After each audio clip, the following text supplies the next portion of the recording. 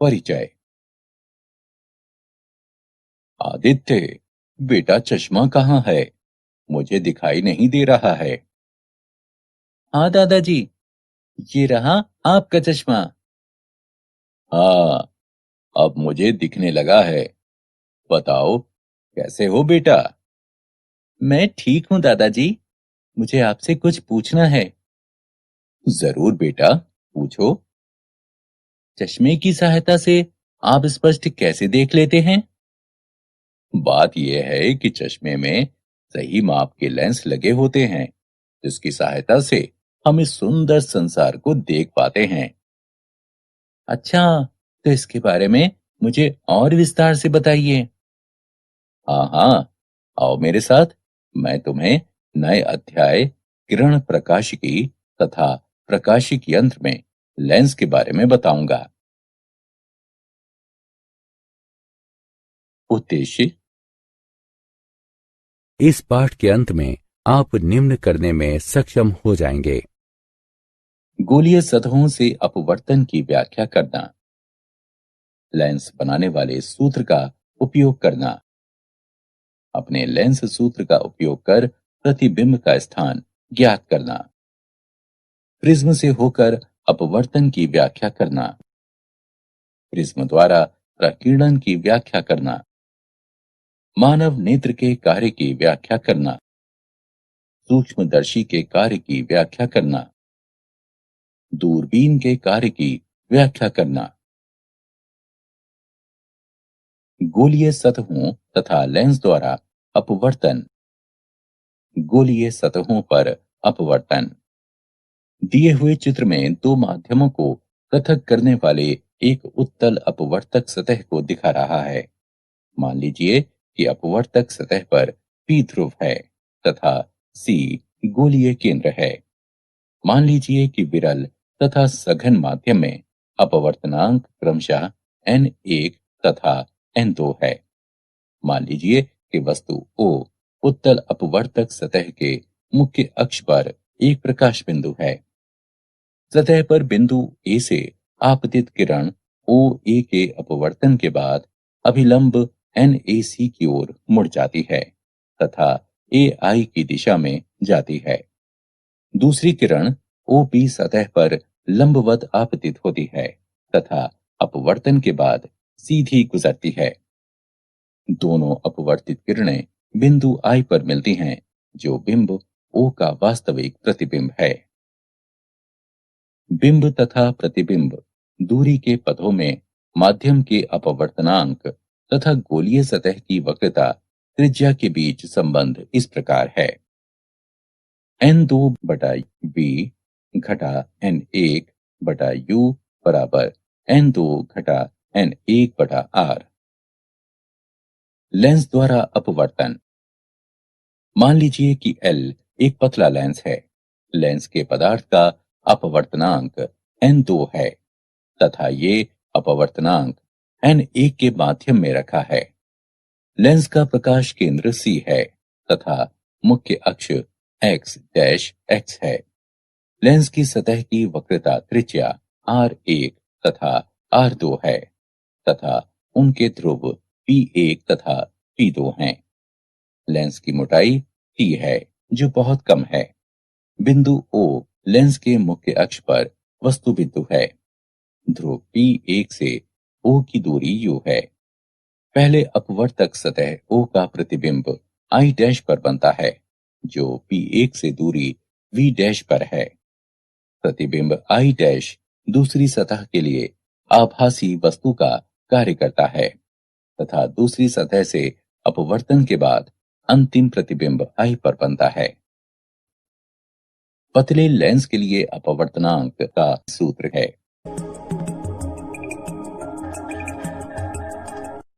ये सूत्र लेंस बनाने वाला सूत्र कहलाता है। ये सूत्र अवतल लेंस के लिए भी लागू होता है। यदि प्रथम माध्यम वायु है तथा लेंस के पदार्थ का अपवर्तनांक n हो, तो n2 बटे n1 बराबर n तथा हम निम्न जानते हैं। अतः लेंस बनाने वाला सूत्र इस प्रकार लिखा जा सकता है। ये पतला लेंस सूत्र कहलाता है। प्रकाश के वास्तविक स्रोत की ओर के बिंदु को प्रथम फोकल बिंदु, जबकि दूसरी बिंदु को द्वितीय फोकल बिंदु कहते हैं।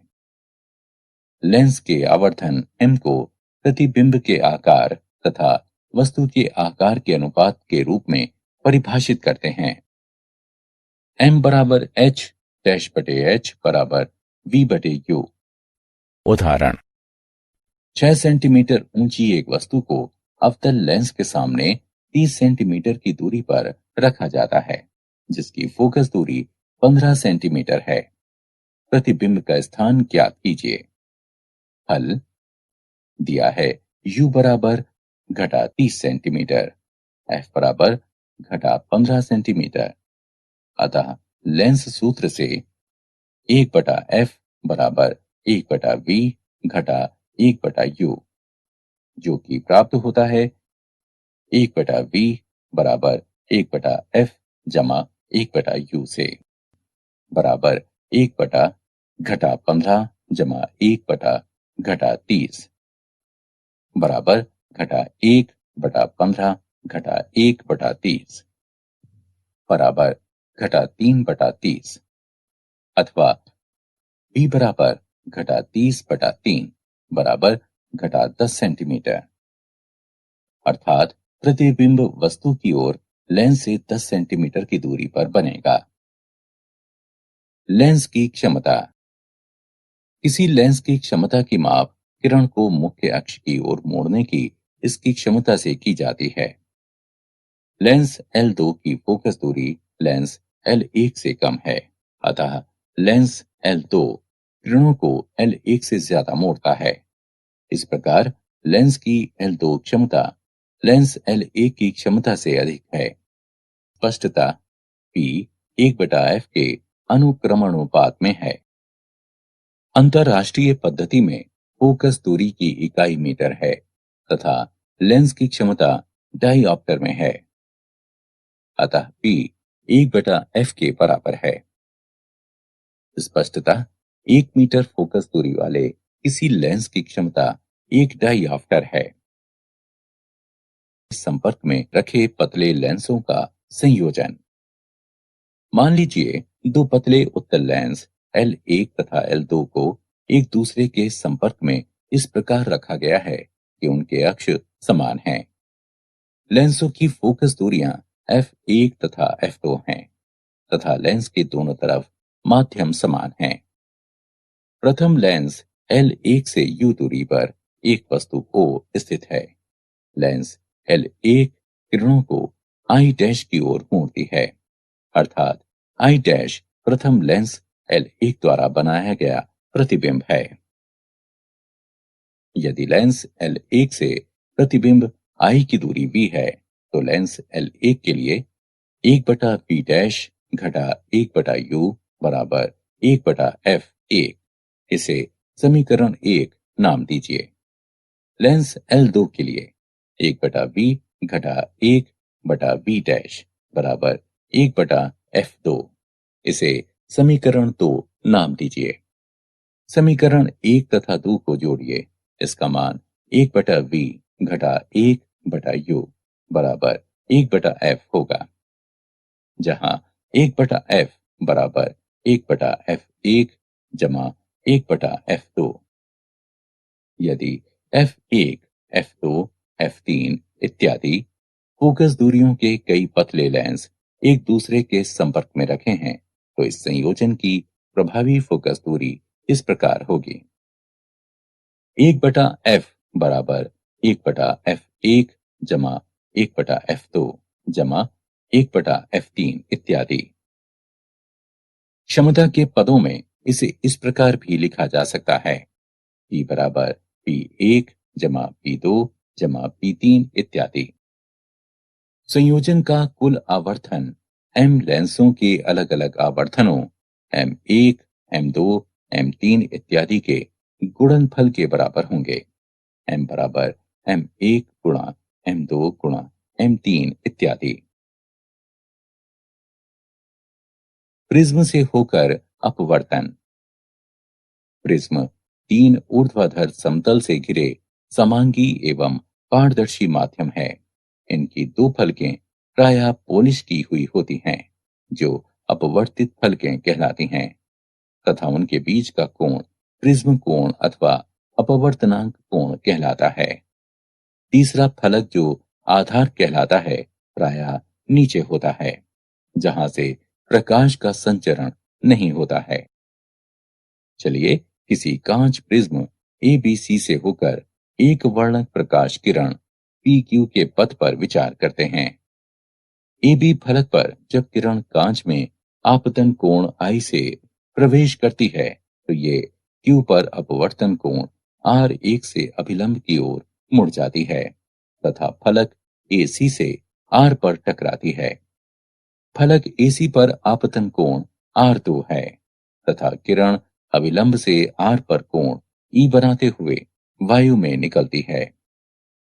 निर्गत किरण RS तथा आपतित किरण PQ की दिशा में अंतर को विचलन कोण डेल्टा कहते हैं। विचलन कोण डेल्टा का मान ज्ञात किया जा सकता है। डेल्टा बराबर I जमा E घटा A। किसी दिए हुए प्रिज्म के लिए A अचर है। विचलन कोण डेल्टा आपतित कोण पर निर्भर करता है। जब आपतन कोण बहुत छोटे कोण से बढ़ता है, विचलन कोण पहले घटता है जो न्यूनतम हो जाता है तथा बाद में बढ़ता है। न्यूनतम विचलन I बराबर E के लिए R1 बराबर R2 प्राप्त होता है। डेल्टा न्यूनतम बराबर 2I घटा A प्रिज्म के पदार्थ का अपवर्तनांक। n बराबर साइन A जमा डेल्टा न्यूनतम बटे 2 बटा साइन A बटे 2 से विभाजित करने पर प्राप्त होता है। मूल्यांकन। आगे बढ़ने से पहले चलिए जानते हैं कि आपने कितना सीखा है। सही विकल्प चुनकर रिक्त स्थानों की पूर्ति करें। प्रिज्म द्वारा परिक्षेपण। श्वेत प्रकाश का संघटक रंगों में विपाटन परिक्षेपण कहलाता है। रंगों के घटक क्रम में इस प्रकार प्राप्त होते हैं: बैगनी, नीला, आसमानी, हरा, पीला, नारंगी और लाल। बैंगनी प्रकाश के विचरण कोण अधिकतम तथा लाल प्रकाश के न्यूनतम होते हैं। अतः जब श्वेत प्रकाश प्रिज्म में प्रवेश करता है तो भिन्न रंगों की किरणें भिन्न दिशाओं में अपवर्तित होती हैं तथा इसलिए भिन्न भिन्न दिशाओं से आती हुई प्रतीत होती हैं। श्वेत प्रकाश के परिक्षेपण पर न्यूटन के क्लासिक प्रयोग। सर आइजक न्यूटन द्वारा किया गया प्रयोग। उन्होंने दूसरे प्रिज्म P2 को एक अन्य प्रिज्म P1 के सामने उल्टा करके इस प्रकार रखा कि पहले प्रिज्म P1 से निर्गत किरण प्रिज्म P2 पर पड़े तो प्रिज्म P2 से निर्गत किरण श्वेत प्रकाश होगी। सूर्य प्रकाश के कारण होने वाली कुछ प्राकृतिक घटनाएं। इंद्रधनुष। ये पृथ्वी के वायुमंडल में उपस्थित जल की बूंदों द्वारा प्रकाश के परिक्षेपण का एक उदाहरण है। ये घटना जल की गोलीय बूंदों द्वारा अपवर्तन तथा आंतरिक परावर्तन के संयुक्त प्रभाव के कारण होती है। प्राथमिक इंद्रधनुष। जब सूर्य का प्रकाश जल की बूंदों पर पड़ता है तो भिन्न भिन्न किरणें भिन्न भिन्न विचलन कोण बनाती हैं। जब किसी किरण का दो अपवर्तन तथा एक आंतरिक परावर्तन होता है तो प्राथमिक इंद्रधनुष बनता है। लाल किरण की तीव्रता अधिकतम 42 डिग्री तथा जामुनी किरण की तीव्रता 40 डिग्री होती है। द्वितीय इंद्रधनुष। द्वितीय इंद्रधनुष।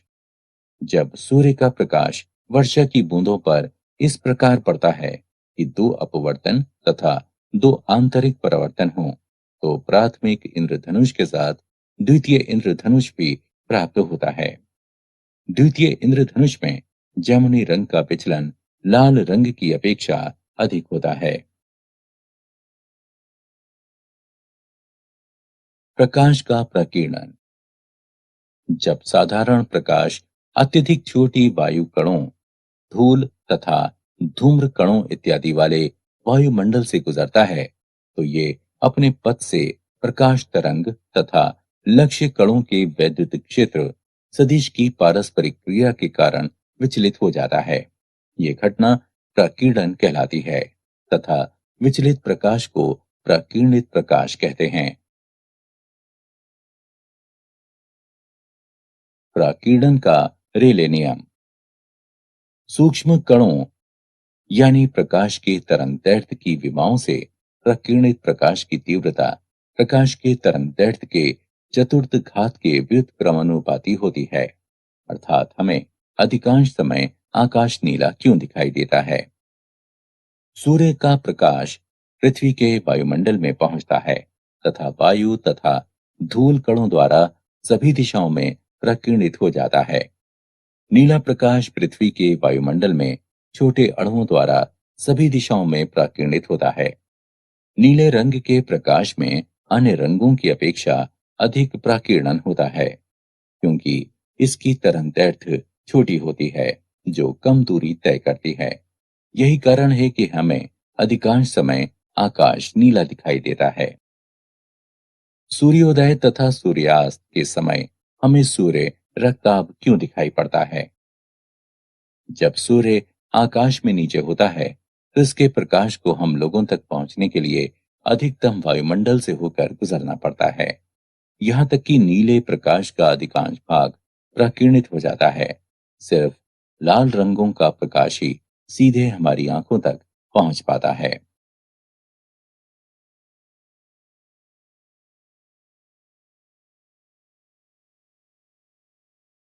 प्रकाशिक यंत्र, नेत्र। हमारी आंख उत्तल लेंस की भांति कार्य करती है, जो पेशियों द्वारा स्थिर होती है। ये लेंस नेत्र लेंस कहलाता है। किसी प्रकाशवान वस्तु से आती हुई किरणें जब आंख के लेंस पर पड़ती हैं, तो अपवर्तन के बाद ये रेटिना पर फोकस होती हैं। इस प्रकार रेटिना पर वस्तु का वास्तविक छोटा तथा उल्टा प्रतिबिंब बनता है।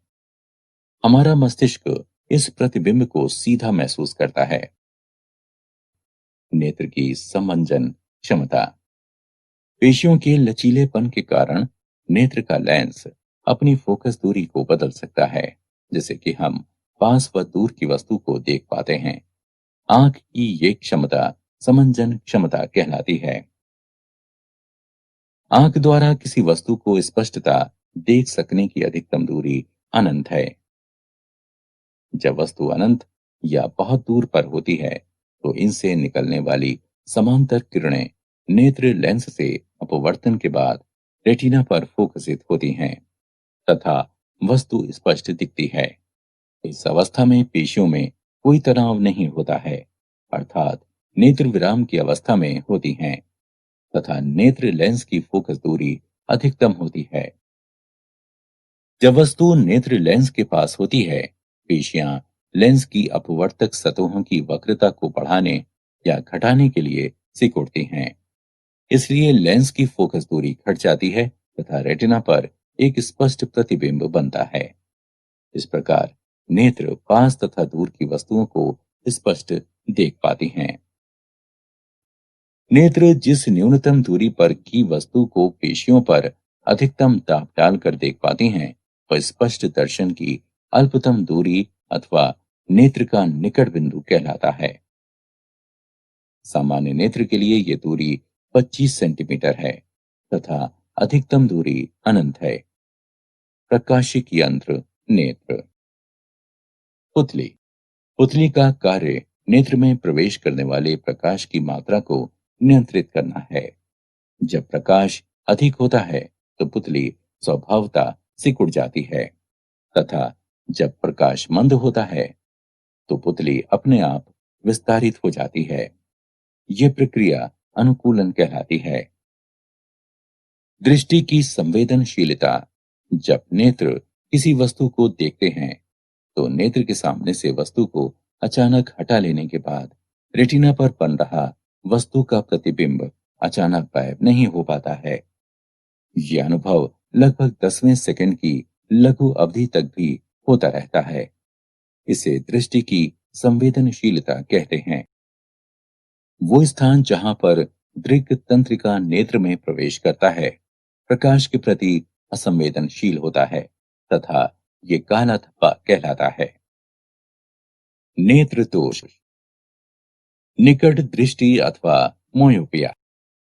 मायोपिया नेत्र का एक ऐसा दोष है जिसमें व्यक्ति केवल पास की वस्तु को देख पाता है, किंतु दूर की वस्तु को स्पष्टता नहीं देख पाता है।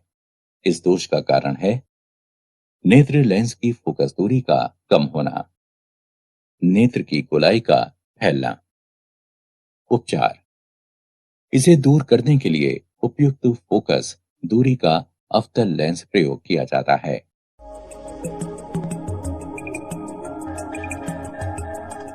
दूर दृष्टि अथवा हाइपरमेट्रोपिया। हाइपरमेट्रोपिया नेत्र का ऐसा दोष है जिसमें व्यक्ति केवल दूर की वस्तुओं को देख पाता है, किंतु पास की वस्तुओं को स्पष्टता नहीं देख पाता है।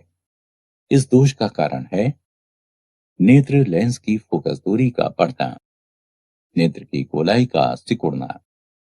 उपचार, इस दोष को दूर करने के लिए उचित फोकस दूरी के उत्तल लेंस का प्रयोग किया जाता है। नेत्र दोष, प्रेसबायोपिया। बढ़ती उम्र में नेत्र लेंस फोकस दूरी को बदलने की अपनी क्षमता खो देती हैं। इसके परिणाम स्वरूप नेत्र का निकट बिंदु दूर विस्थापित हो जाता है तथा दूर का बिंदु अधिक पास आ जाता है, जिससे कि नेत्र पास की वस्तु तथा दूर की वस्तु को नहीं देख पाते हैं। नेत्र का यह दोष प्रेसबायोपिया कहलाता है। इस दोष को द्विफोकल लेंस के प्रयोग द्वारा दूर किया जाता है। एस्टिग्मेटिज्म, नेत्र का यह दोष जिसमें समान दूरी की क्षैतिज तथा ऊर्ध्वाधर वस्तुएं रेटिना पर फोकस नहीं हो पाती हैं, एस्टिग्मेटिज्म कहलाती हैं। एस्टिग्मेटिज्म दोष का उपचार सिलिंड्री या बेलनाकार लेंस के प्रयोग द्वारा होता है। मूल्यांकन, आगे बढ़ने से पहले चलिए जानते हैं कि आपने कितना सीखा है। निम्न का मिलान कीजिए।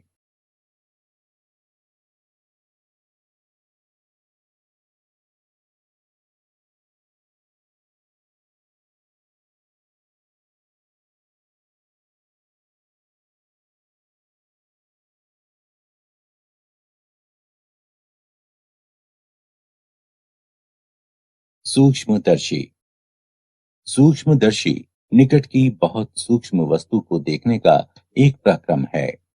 किसी सरल सूक्ष्मदर्शी में छोटे फोकस दूरी का एक उत्तल लेंस होता है।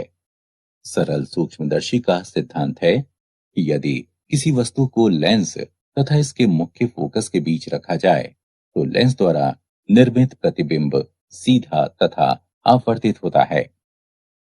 किसी सूक्ष्मदर्शी की आवर्धन क्षमता m बराबर d गुणा 1/f जमा 1/v जब अंतिम प्रतिबिंब दर्शन की अल्पतम दूरी पर होता है, अर्थात v बराबर d, तो m बराबर 1 जमा d/f। जब अंतिम प्रतिबिंब अनंत पर निर्मित होता है तो v बराबर अनंत, m बराबर d गुणा 1/f जमा 1/अनंत बराबर d/f। संयुक्त सूक्ष्मदर्शी, इसमें लंबी बेलनाकार नली होती है जिसके एक सिरे पर छोटे छिद्र वाले तथा छोटे फोकस दूरी वाले एक उत्तल लेंस होते हैं। ये अभिदृश्यक लेंस O कहलाता है।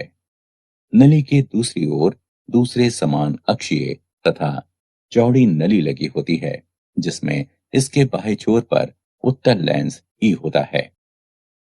ये लेंस नेत्र की ओर होता है जो नेत्रिका कहलाता है। नेत्रिका की फोकस दूरी तथा द्वारक अभिदृश्यक की तुलना में बड़ा होता है। नेत्रिका के आगे कुछ दूरी तक तार लपेटा होता है। संपूर्ण नली शिकंजे तथा पिनियन व्यवस्था की सहायता से आगे पीछे गति कर सकता है। संयुक्त सूक्ष्मदर्शी की आवर्धन क्षमता। m बराबर घटा b शून्य बटा u शून्य गुणा d बटा fe जमा d बटा ve। यहां चिन्ह पूर्ववत रखा गया है। दूरबीन। खगोलीय अपवर्तक दूरबीन में एक अभिदृश्यक लेंस तथा एक नेत्रिका होती है। यद्यपि दोनों यंत्रों में अंतर ये होता है कि दूरबीन के अभिदृश्यक की बड़ी फोकस दूरी तथा बड़ा द्वारक होता है। दूर स्थित वस्तु से प्रकाश अभिदृश्यक में प्रवेश करता है तथा इसका वास्तविक प्रतिबिंब नली के अंदर बनता है। नेत्रिका, जिसका प्रयोग एक सरल आवर्धक के रूप में होता है, अंतिम प्रतिबिंब को उल्टा करके दिखाता है। जब अंतिम प्रतिबिंब अनंत पर बनता है, अभिदृश्यक लेंस दूर से आती हुई वस्तु की समांतर किरणों को प्राप्त करता है। इस प्रकार एक प्रतिबिंब आई मुख्य फोकस f0 पर बनता है, क्योंकि अंतिम प्रतिबिंब अनंत पर है। अतः आई को नेत्रक के मुख्य फोकस fe पर होना आवश्यक है। इस प्रकार fe तथा f0 समान स्थल पर हैं। सामान्य समंजन में किसी दूरबीन की आवर्धन क्षमता प्रतिबिंब द्वारा नेत्र पर निर्मित कोण तथा सीधे वस्तु द्वारा बनाए गए कोण के अनुपात में होती है, जबकि बिंब तथा प्रतिबिंब दोनों ही अनंत पर होते हैं। कोणीय आवर्धन। m बराबर घटा f0 बटा fe होता है, जहां f0 वस्तु की फोकस दूरी है एवं fe नेत्रक की फोकस दूरी है। क्या आप जानते हैं, न्यूटन ने प्रदर्शित किया कि कोई प्रिज्म श्वेत प्रकाश को रंगों के पट्टियों यानी स्पेक्ट्रम में विघटित कर सकता है। हब्बल आकाशीय दूरबीन की सहायता से सबसे दूर की गैलेक्सी का पता लगाया गया है। सारांश। आइए हमने जो कुछ सीखा है उसे संक्षेप में दोहराएं। माध्यम के अपवर्तनांक के पदों में वस्तु तथा प्रतिबिंब की दूरी तथा वक्र गोलीय सतह की वक्रता त्रिज्या के बीच संबंध है। n2 बटा v घटा n1 बटा u बराबर n2 घटा n1 बटा r। लेंस निर्माण के सूत्र ये हैं। पतला लेंस सूत्र है लेंस की आवर्धन m बराबर v बटा u। लेंस की क्षमता P बराबर 1/f मीटर में डायोप्टर d। क्षमता P1, P2, P3 इत्यादि वाले पतले लेंस की संयोजन क्षमता है। P बराबर P1 जमा P2 जमा P3 जमा इत्यादि।